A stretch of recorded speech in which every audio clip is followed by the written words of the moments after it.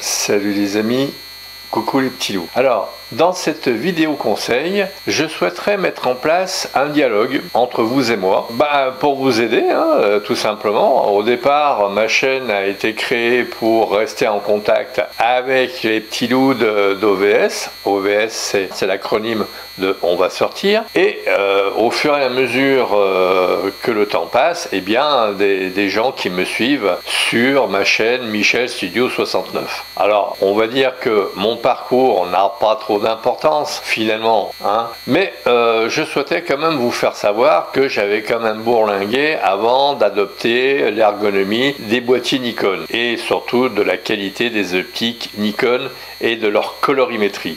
Parce qu'effectivement, la photo se fait aussi avec des objectifs.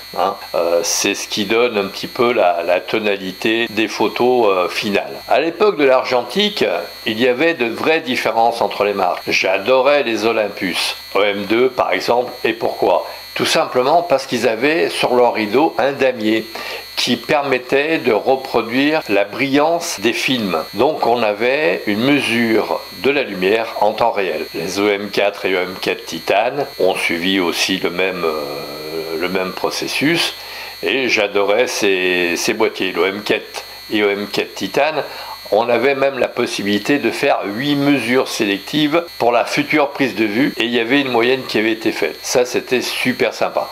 C'était un peu long, un peu technique, mais c'était super sympa. Nikon est arrivé avec son Nikon FM qui avait une translation de ses rideaux verticale et non plus horizontale, ce qui fait que nous sommes passés du 60e de seconde pour la synchro flash au 125e. Et depuis, on ne peut pas dire qu'il y ait vraiment eu de progrès en la matière. À l'heure actuelle, les wafers, donc les galettes qui servent à nos capteurs, sont produites par Sony, au moins ceux utilisés par Nikon et probablement par d'autres marques. Les différences sont plutôt au niveau de l'ingénierie embarquée, donc des logiciels qu'il y a dans nos boîtiers. Il n'y a plus vraiment de différence au niveau qualité des boîtiers. Les boîtiers actuellement sont tous excellents.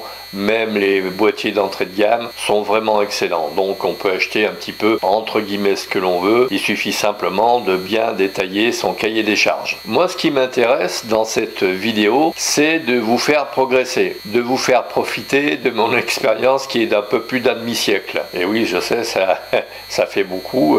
Mais j'arrive encore à apprendre des choses, moi. Je vais vous dire un petit peu plus loin dans la vidéo. Mon but, c'est de pouvoir vous accompagner au quotidien pour vous aider à faire les bons choix de matériel, comme par exemple, qu'est-ce que je peux acheter comme grand angle. À un moment donné, une fois, j'ai eu une jeune femme qui m'avait demandé ce qu'elle pouvait acheter comme grand angle, si un 35 pouvait faire l'affaire. Donc je lui ai répondu en direct, par retour de mail, mais effectivement, cette réponse n'a pas été profitable à tout le monde, puisque je n'en ai pas parlé dans mes vidéos. Donc ce que je vais faire dans les prochaines vidéos, dossier. Mon but aussi est de vous apprendre à utiliser au mieux votre boîtier photo, apprendre à bien régler les paramètres pour que vous puissiez faire de meilleures prises de vue. Mon but est de vous proposer mes avancées, parce que j'en fais encore en matière photo, et pour vous donner matière à réfléchir. Par exemple, j'utilise du RAW parce que c'est plus facile pour récupérer tous les réglages qu'on a fait à la sueur de notre front sur nos boîtiers, et ce serait dommage de n'utiliser que le JPEG qui n'utilise qu'une partie des informations de votre capteur. Il y a un réglage qui peut contenter tout le monde, à savoir ceux qui veulent faire du RAW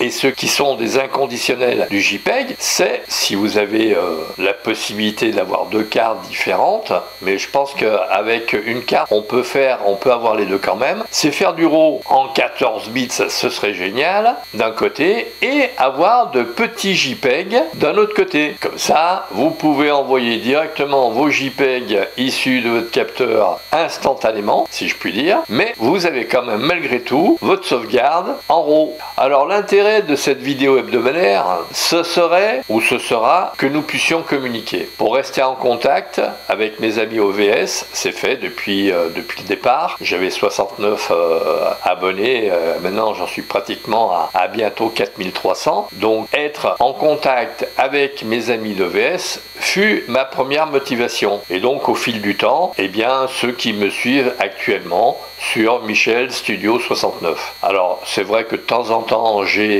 des inscriptions, si je puis dire. Mais bon, ma chaîne progresse très régulièrement. Par an, je crois que ça doit faire 700 abonnés, donc deux par jour, quoi, en fait. Hein. Voilà. Donc, mon but ultime, c'est que vous deveniez de plus en plus pointu dans vos prises de vue et que quelque part, un jour, il y ait quelqu'un qui me dise, bah, tu vois, Michel, grâce à toi, j'ai progressé et j'ai fait de meilleures photos. Ça, ce serait le top du top. Je n'en dirai pas plus dans cette vidéo. Je vous dis à très vite et puis faites de bonnes photos.